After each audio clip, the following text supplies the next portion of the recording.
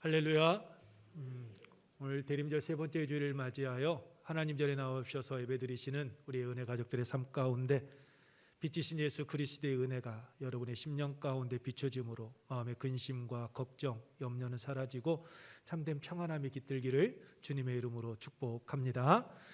우리 옆에 계신 분들과 함께 인사하겠습니다. 행복한 애용교회 참 잘 오셨습니다. 하나님은 여러분을 사랑하십니다. 저도 여러분을 사랑합니다. 네, 축복합니다. 우리 교회 표어 말씀 그리고 여러분께서 뽑으신 말씀 우리 함께 외워보겠습니다. 하나님이 그들에게 복을 주시며 하나님이 그들에게 이르시되 생육하고 번성하여 땅에 충만하라. 땅을 정복하라.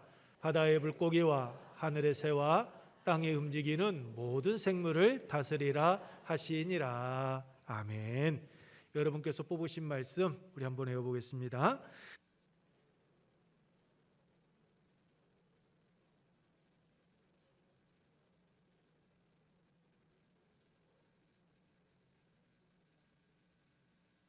아멘. 오늘 아침에요 일어나서 말씀을 생각을 했어요.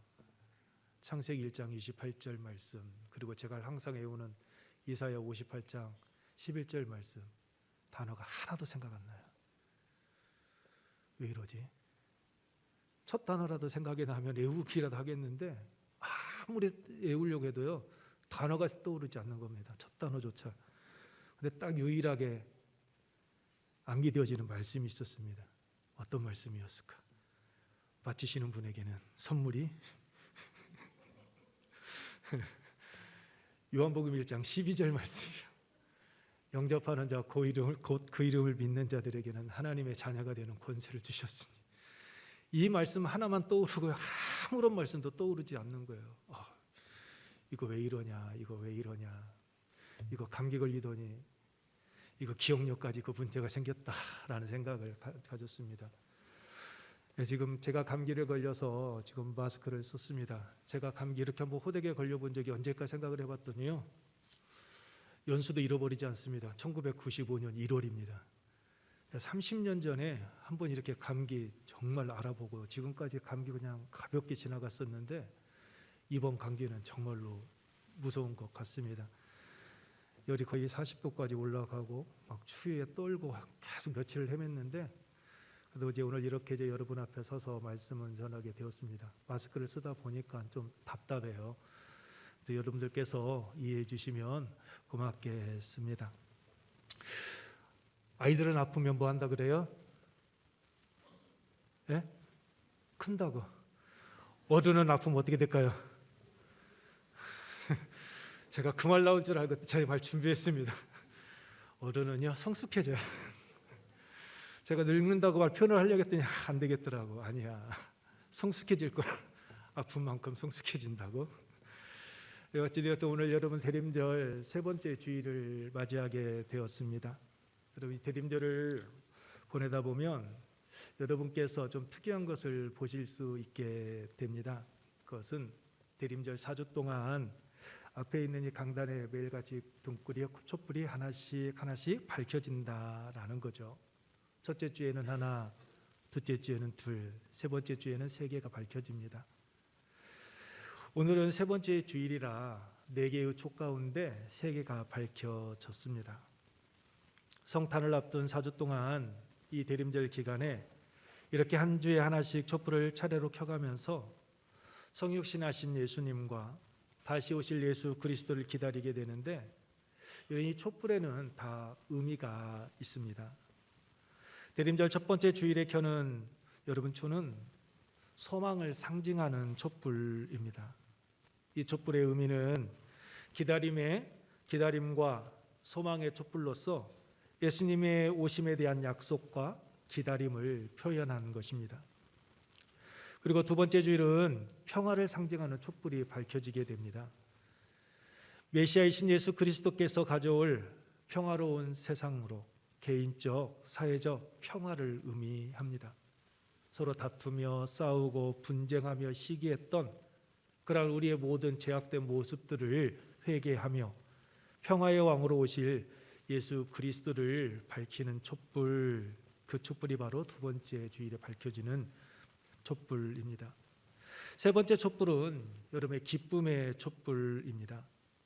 예수 그리스도의 탄생이 가까이 왔음을 예고하면서 감사와 희망으로 맞이하는 겁니다.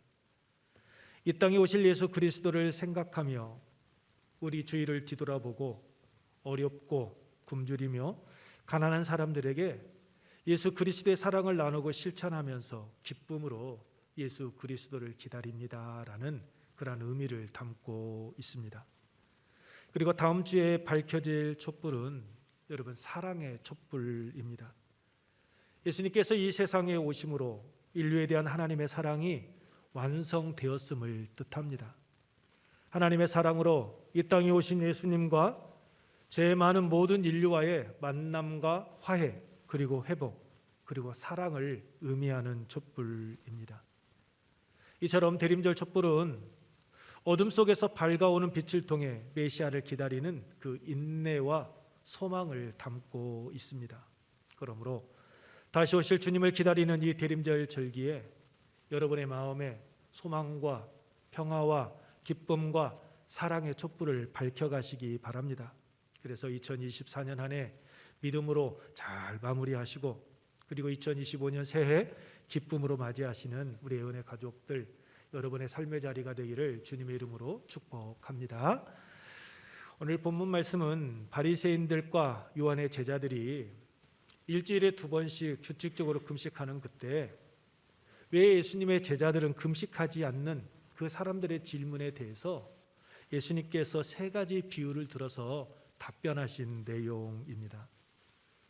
그 당시 사람들은 금식을 종교적인 경건의 상징으로 여겼습니다.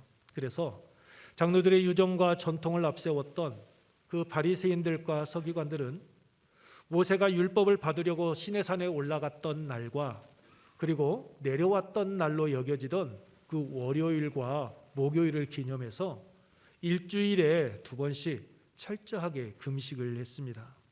그러면서 경건한 사람은 더 많이 금식하고 더 자주 해야 된다라고 생각했고 그것이 경건한 신앙인으로서 당연히 갖추어야 될 삶의 모습으로 유대인들은 여겼습니다.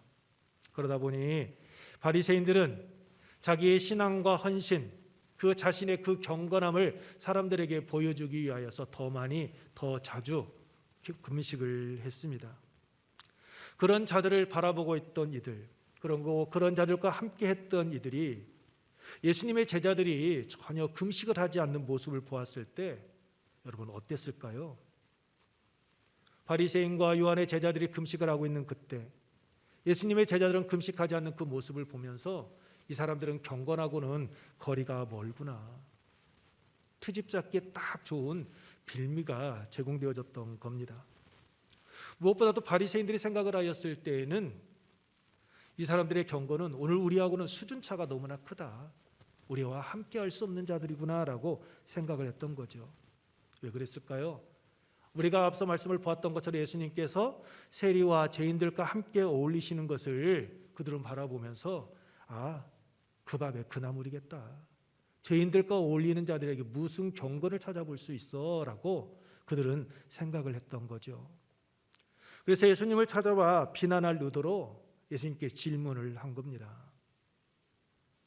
이에 대해 예수님께서 말씀하시는 거죠. 그들이 가지고 있는 전통과 사고로는 예수님께서 전하시는 하나님 나라의 복음 받아들일 수 없고 함께할 수 없다라고 말이죠. 예수님께서는 오늘 본문 말씀과 같이 혼인집 손님들과 신랑의 비유, 그리고 생배 조각의 비유, 그리고 새 포도주와 새 부대의 비유를 통해서 메시아가 도래한 새로운 시대, 즉 은혜의 시대는 율법의 의무적인 준수에 얽매이지 않는다라고 이 비유를 통해서 지금 말씀해 주고 계십니다.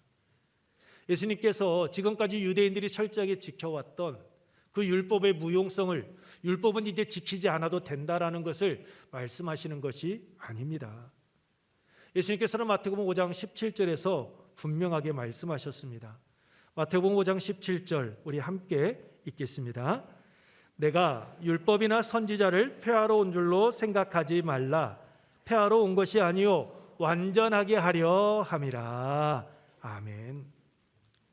그렇습니다. 예수님께서 이 땅에 오셨는데, 예수님께서 이 땅에 오신 이유는 지금까지 유대인들이 철저하게 지켜왔던 그 율법을 폐하기 위함이 아니었습니다. 유대인들이 지켜오고 있는 그 율법을 완전케 하기 위하여 예수님은 이 땅에 오셨습니다.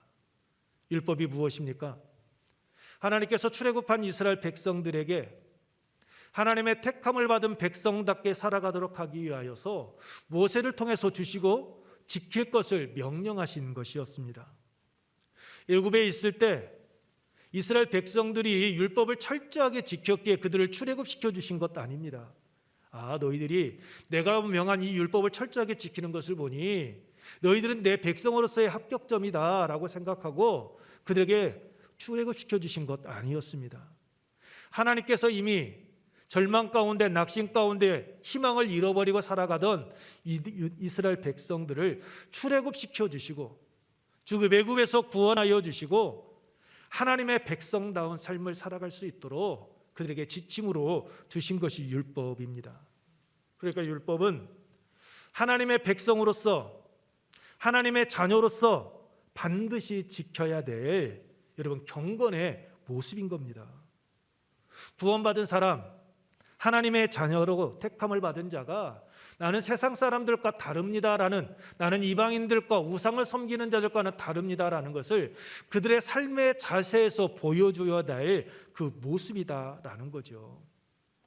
그런데 그 당시 유대인들은 그 율법을 지킴으로 구원을 받는다라고 착각을 했습니다. 그래서 율법을 완전케 하기 위해 오신 예수님께서는 율법의 근본 정신을 잃어버린 채 형식적으로 준수하는 유대 종교 지도자들에게 세 가지 비유를 통해서 과거의 전통에 얽매이지 말고 제발 좀 고정관념에서 벗어나라라고 지금 예수님을 찾아온 이들에게를 향하여서 말씀을 하고 계시는 겁니다. 여러분, 첫 번째 비유는 19절로 20절 말씀과 같이 혼인집 손님들과 신랑의 비유입니다. 본문에서 신랑은 혼인잔치의 주인공으로 예수 그리스도를 여러분 상징합니다. 그리고 손님은 예수님이 부르신 제자들과 예수님을 믿고 따르고 있는 그 모든 사람들을 의미합니다. 당시 이스라엘에서 혼인은 가장 기쁜 날 가운데 하나였고 그 혼인잔치는 일주일간 진행되어졌습니다. 이 혼인잔치가 진행되어져 가는 그때에는 여러분 그 혼인식을 전후로 율법이 명하는 금식과 같은 의무 행하지 않아도 되었습니다.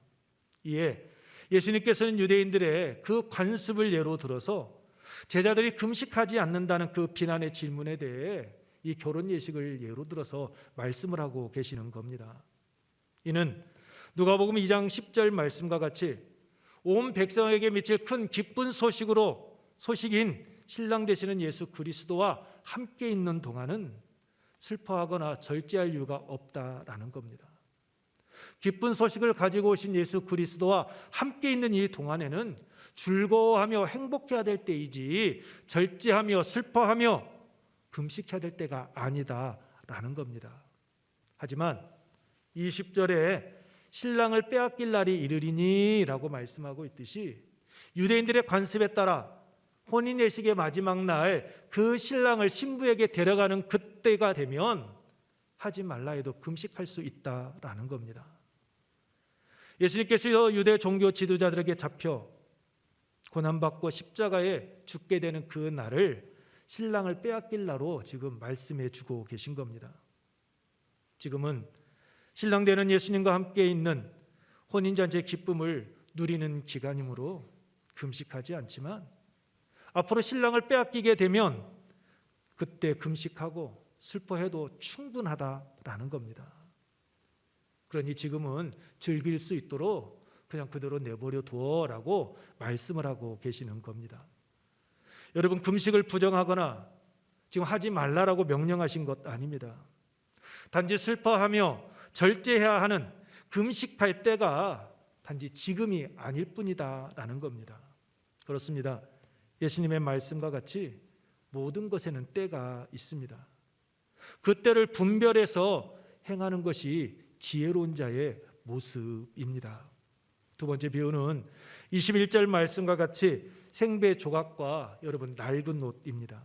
생배는 세탁을 한 번도 하지 않아 줄지 않은 옷감으로 예수 그리스도를 통해 선포된 새로운 복음을 의미합니다. 이는 예수님으로 말미암아 시작된 새로운 질서, 새로운 가르침, 하늘 복음을 의미합니다. 그리고 낡은 옷은 하나님께서 주신 율법을 인간적으로 해석해서 문자적인 준수에 얽매이며 형식적으로 지키고 있는 것을 비유한 것입니다. 형식적이며 낡은 가르침이 바로 낡은 옷이다라는 겁니다. 한 번도 세탁한 적이 없는 옷감을 낡은 헌 옷감에 붙이게 되면 여러분 어떻게 됩니까? 지금 당장은 괜찮아 보입니다. 하지만 그 옷을 물에 넣고 세탁을 할 경우에는 아직 줄어들지 않았던 생배가 물을 흡수하여 줄어들면서 그 낡은 옷을 요즘은 찢어버리게 됩니다. 그 옷에 주름이 생기거나 망가뜨리게 되는 것입니다.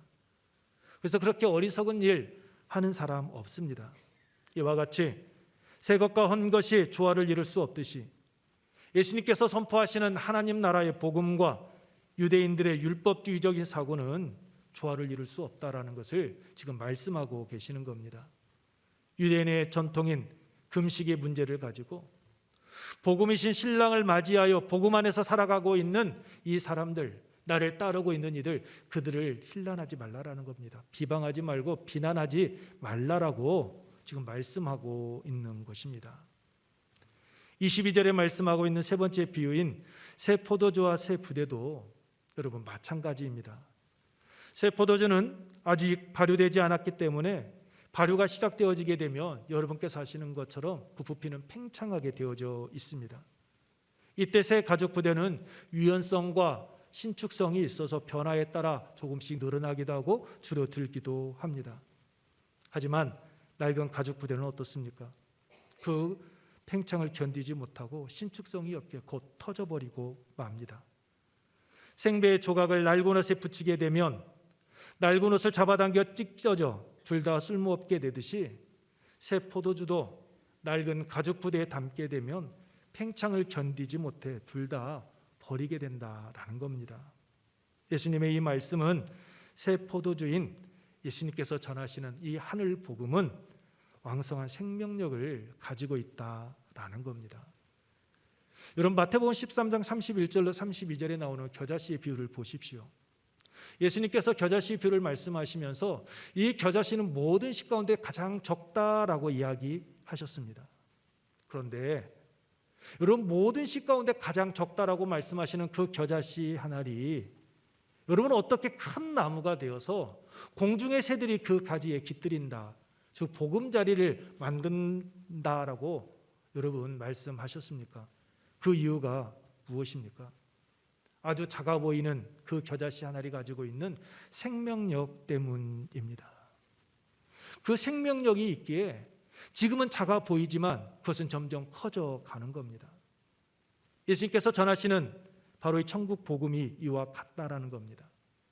그렇기 때문에 예수님의 생명력 넘치는 복음은 낡아서 헌 가죽 부대와 같은 그 바리새인들의 전통으로는 수용할 수도 없고 감당할 수도 없다라는 겁니다.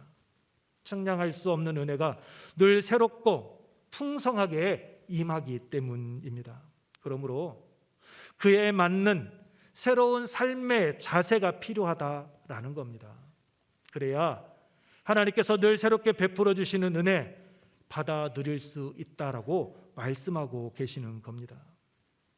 본질적으로 변화되어져 가는 삶, 그릇이 준비되어져 있어야 한다라는 겁니다. 여러분 본문 22절 말씀입니다. 우리 함께 읽겠습니다. 새 포도주를 낡은 가죽 부대에 넣은 자가 없나니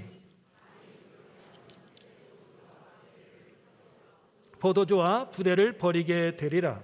오직 새 포도주는 새 부대에 넣느니라 하시니라. 아멘. 여러분 방금 읽은 말씀을 보게 되면 새 포도주, 새 부대가 나옵니다. 여기서 세라라는 말은 우리가 알고 있는 것처럼 유이라는 단어를 쓰고 있습니다. 그런데 이 세라라는 유라는 단어가 두 가지 의미를 여러분 가지고 있습니다. 먼저 새 포도주의 새는 여러분 네오스라라는 단어를 쓰고 있는데, 여러분 이 시간적인 변화를 뜻하는 말이 바로 본문의 새 포도주의 새입니다. 그리고 새 부대의 새는 여러분 카이노스라는 단어를 쓰고 있습니다. 이 카이노스라는 단어는 시간의 변화에 따라 되어지는 것이 아니라 본질적으로 바뀌어지는 것을 뜻합니다. 여러분 어제의 내가 오늘의 내가 되어지는 것, 이것은 여러분 시간적인 변화, 즉 네오스적인 변화를 의미합니다. 그렇게 시간의 변화에 따라 사람들은 외적으로 조금씩 변화, 즉 성장해 가는 것입니다. 이 말을 신앙생활로 우리가 적용해 보게 되면, 우리가 처음 예수 그리스도를 믿고 하나님 앞에 나와 예배 드립니다. 그리고 내가 구원의 확신을 받게 되어서 이제는 세례를 받게 되고, 세례를 받고 어느 정도 되다 보니 집사가 되고, 그렇게 집사로서 열심히 신앙생활을 해서 주위 사람들의 인정을 받아서 우리가 항존 직분자가 되어지는 것, 어찌 보면 이것은 여러분 시간의 흐름 속에서 점진적으로 이루어져 가는 것들입니다. 10년, 20년 오랫동안 신앙생활을 하면서 외적인 변화가 이루어지는 겁니다. 그런데 중요한 것은 여러분, 본질적인 변화, 이 카이노스라는 변화가 있어야 한다라는 겁니다. 내가 새 부대가 되어져 있지 않으면 안 된다라는 겁니다. 아무리 신앙생활을 10년, 20년 오래 생활을 해서 그 직분에 따라 절차에 따라 내가 집사가 되고 항존 직분자가 되었다 할지라도 내가 그것을 담을 수 있는 그릇이 되어져 있지 않으면 아무런 의미가 없다라는 겁니다.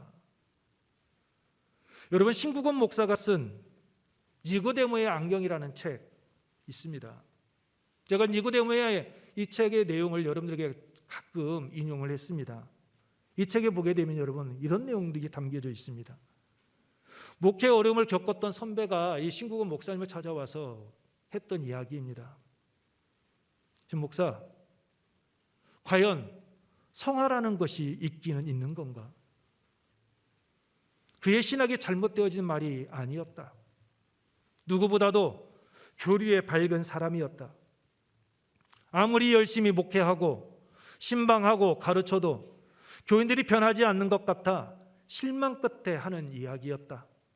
수십 년 동안 예수를 믿은 이들도 별반 다를 바 없다라는 사실이 그를 가장 못 견디게 했다.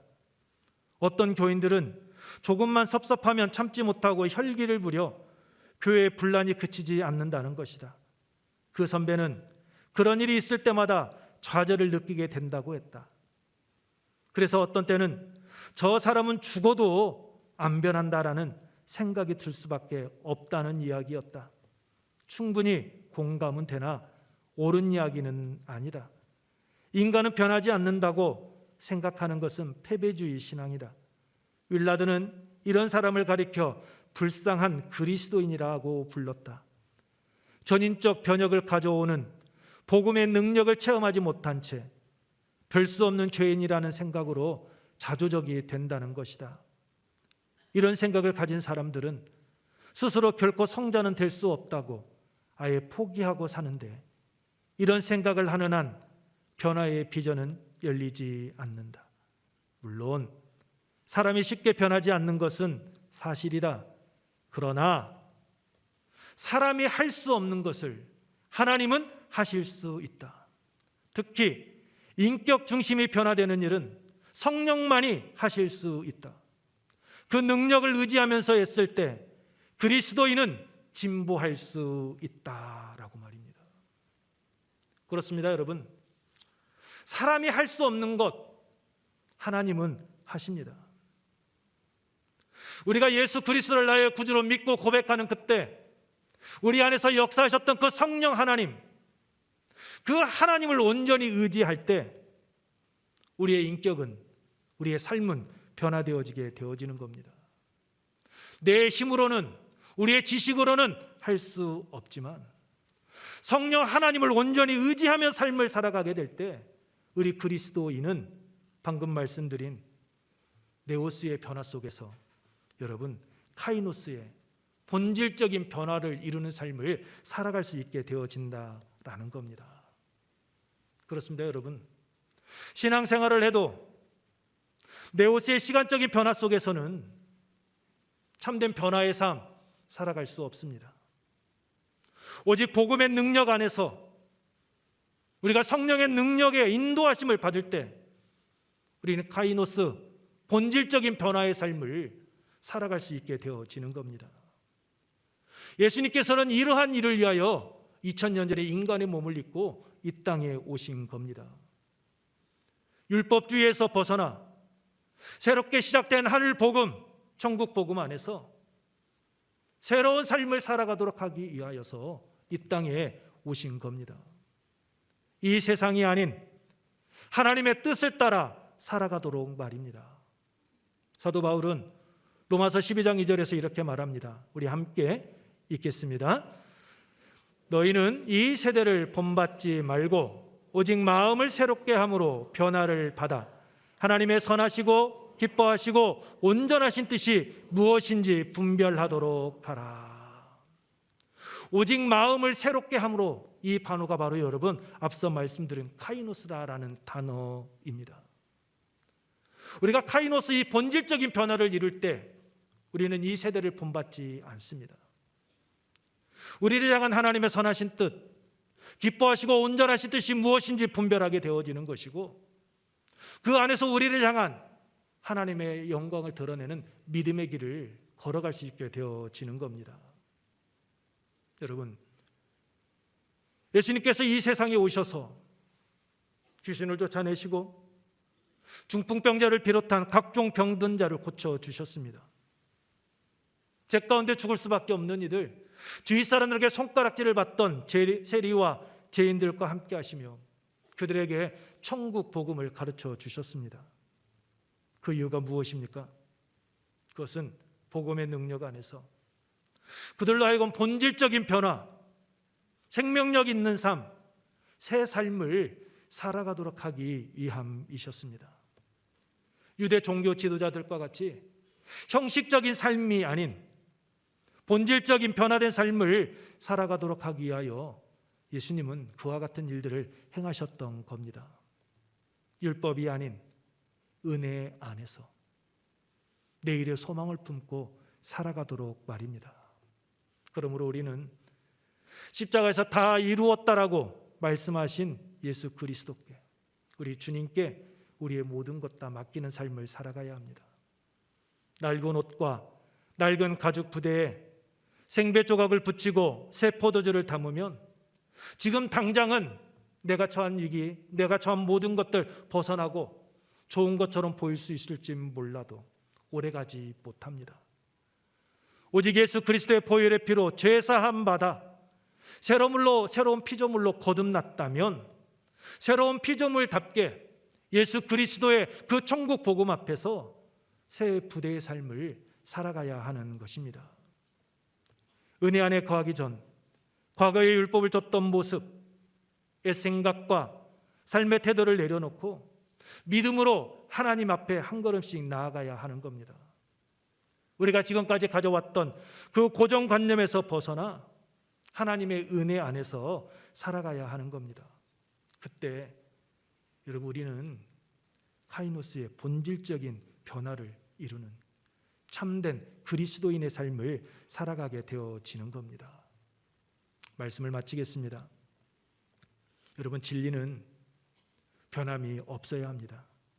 하지만 그 진리를 담는 그릇은 여러분 늘 새롭게 변화되어져야 합니다. 예수님의 말씀과 같이 과거의 전통, 고정관념에 사로잡혀 있으면 여러분 우리는 새로운 거 수용할 수 없습니다. 그러므로 여러분 고정관념 버리십시오. 그래야 우리는 새 것을, 복음을 담을 수 있습니다. 여러분 그릇을 키워 가십시오. 여러분이 새 부대가 되어서 하나님의 말씀을 충분히 받아들일 수 있는 그러한 영적인 성숙을 이루는 삶을 살아가기를 소망합니다. 우리 자신이 새 가족 부대가 되지 않으면 하나님께서 매일같이 새롭게 풍성하게 베풀어 주시는 그 은혜에 우리는 담을 수 없습니다. 누릴 수 없습니다. 왜요? 하나님의 은혜는 계속해서 팽창해 가기 때문입니다. 하나님의 은혜는 생명력이 있기 때문입니다. 그러므로 복음이신 예수 그리스도 안에서 본질적인 변화를 통해 생명력 있는 삶을 살아갈 수 있도록 여러분 하나님의 말씀을 늘 가까이 하십시오. 그리고 그 말씀을 따라 한 걸음 한 걸음 내딛고 나아가시기 바랍니다. 그리고 기도함으로써 여러분의 신앙의 그릇을 여러분들 날마다 새롭게 빚어 가시기 바랍니다. 그때 우리는 본질적인 변화를 통하여 하나님의 영광을 드러내는 삶 살아가시게 될 것입니다.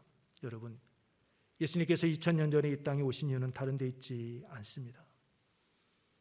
우리가 본질적으로 변화되어져서 그 본질적인 변화의 삶 속에서 하나님의 영광을 드러내는 그런 복 있는 삶을 살아가도록 하기 위함이었습니다.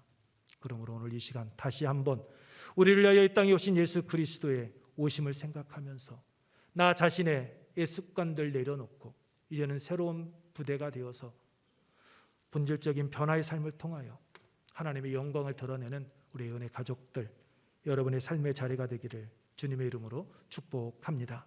우리 함께 이 시간 찬양하며 기도하겠습니다. 나 주님의 기쁨 되기 원하네 우리 찬양을 하게 될 것인데 찬양 후에 기도하시면 때 복음이신 예수 그리스도 안에서 본질적인 변화를 통해 생명력 있는 삶을 살아갈 수 있도록 하나님의 말씀을 늘 가까이 하는 삶, 말씀을 따라 행하게 하시고 기도함으로써 우리 신앙의 그릇을 날마다 새롭게 빚어가는 그러한 성숙한 신앙인 되게 하옵소서라고 우리 함께 찬양 후에 기도하도록 하겠습니다.